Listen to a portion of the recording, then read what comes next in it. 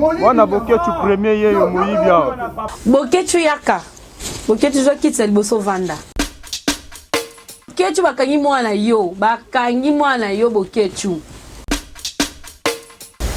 Boketu, comment ça fait-il cause à la père irresponsable à ce niveau?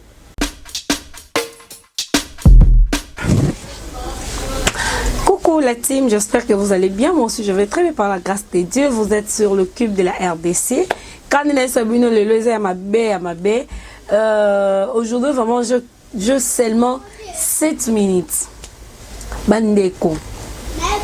Quand on est Sabino, chaque jour il y a des nouvelles et des nouvelles. Boketu yaka. Boketu zo kitsa liboso vanda. Boketu désordre nyonso yo créé la biso la mboka na biso ya Congo. Nzoka te mwana za la kuluna boketu. Boketu, comment ça fait-il cause à la père irresponsable à ce niveau? Boketu.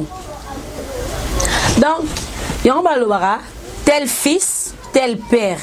Donc, il kuluna yo moko papa. Et la nitina bana. Boketu bakangi mwana yo. Bakangi mwana yo boketu. Boketu mwana kuluna.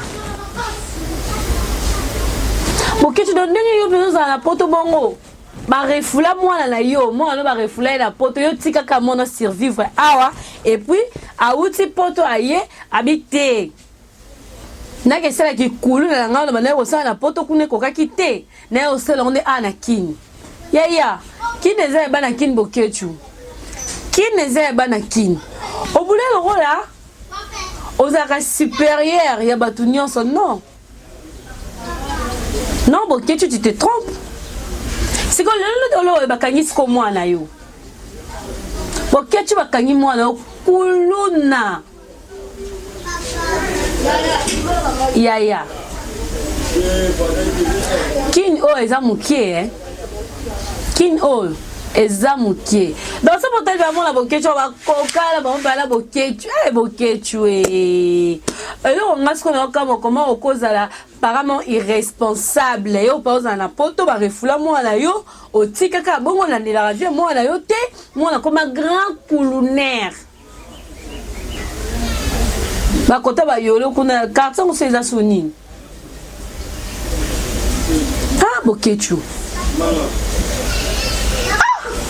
papa.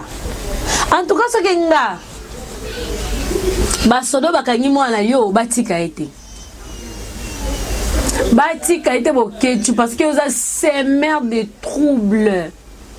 Boketu vous avez semer de troubles. Tala mwana yo lelo. Tala mwana yo lelo. Boketu. Olinka koloba munoko belé kaka. Donc atozana ba yanke na nda bana bakulu na père irresponsable. Omoni era na mso boketu na selomo. Omoni ba nduma sto mona na balabalo. Balinga kutu te bana mama samisa bon basala. Balinga kutu te balinga te. Bana mama sala makam oyo papa na moyo sala. Yo mo boketu kuluna, mwana yo kuluna papa. C'est quoi les bails? C'est quoi les bails boketu? En tout cas, on va suivre cette image. Wana boketu premier yeyo moyibia.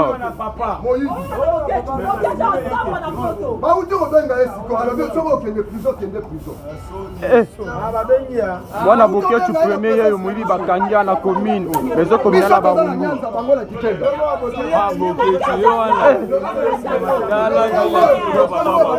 Dala mwana boketu. Boketu apina ba président. Boketu apina ba président, ba politicien, ba musicien. Merci vraiment vous aki nombreux ya Rolanda. Bino moni makambu, mwana boketu kuluna ne bakangi ye. Siko yo boketu yo papa la ye oloba na bisoni. Okoloba na biso nini yo boketu ndongo zawa no oloba na biso nini mwana na obakangi kuluna. Sobe na kauka. Oloba na biso ni. Boketu la pasie. pasi pe mawa heureusement oboti ba kuluna oboti noka bana nde ya ndenge sorti kaka ya yo moko bokecho elongi compliqué donc mon ngazara yo donc depuis ba refula mwana yo ozota makasi te obengisa mwana ozonga poto otika sa ki kuluna amoni eza poto omoni eza poto omoni eza poto l'autre suki wa mwana ne azana ke prison moko soni penza. Hey, ne bela munoko oyo bokecho zala na ngona ndima ite ke mwana ko koma na niveau o bakanga na ndima kite eza pasi pe mawa.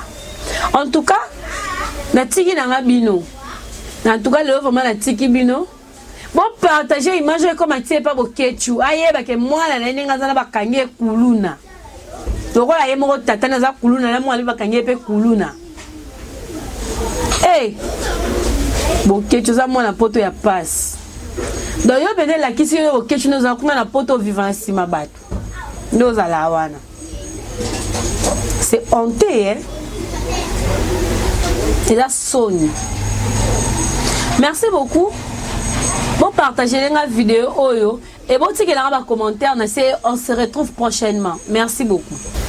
Bokecho comment ça fait-il cause à la perte irresponsable à ce niveau?